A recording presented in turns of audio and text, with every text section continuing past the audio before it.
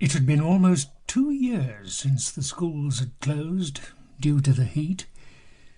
With temperatures reaching 50 degrees in the summer, people only came out of their homes to collect their rations and to get water from the standpipes now.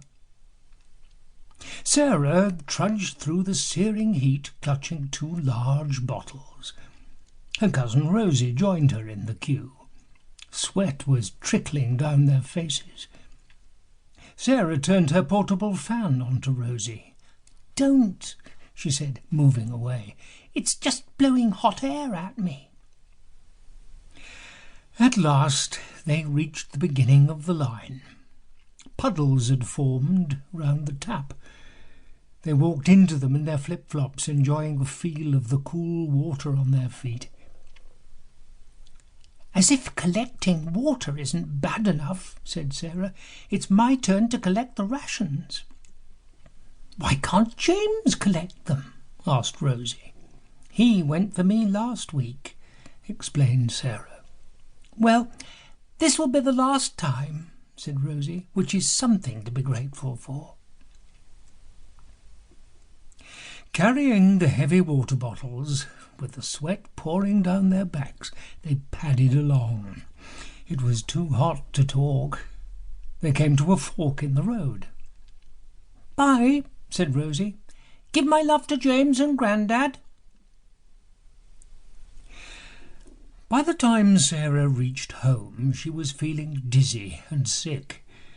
She turned the key in the lock, being careful not to touch the hot metal doorknob. The air conditioning wasn't working, but at least it was cooler than outside. "Let me take those," said James, taking the water bottles from her.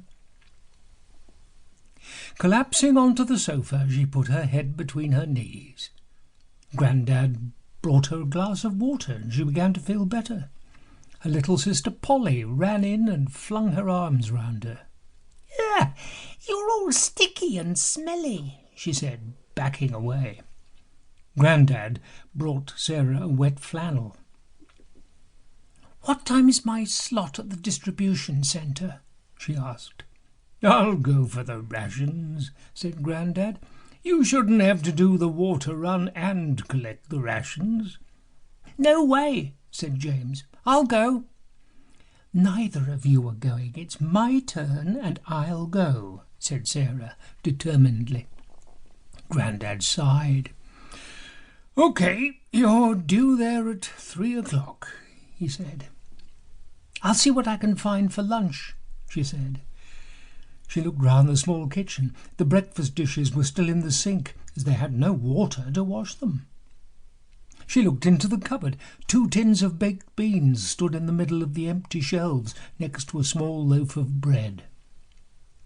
"It's baked beans on toast or nothing," she shouted. James laughed. "I can't think of anything I want more," he said.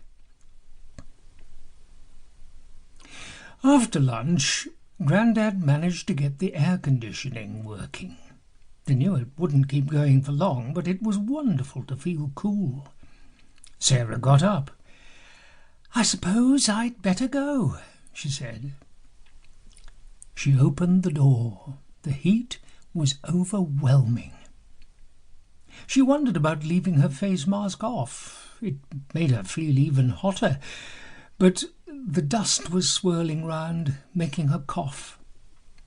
The heat shimmered in the air, and she pulled her hat down over her eyes. All she could think about was putting one foot in front of the other.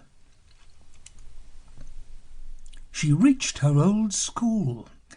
She couldn't believe it. The tall metal gates were open. Cautiously she walked towards them, looking to see if anyone was around. All was quiet. She remembered the fun she had had playing with her friends and getting up to mischief.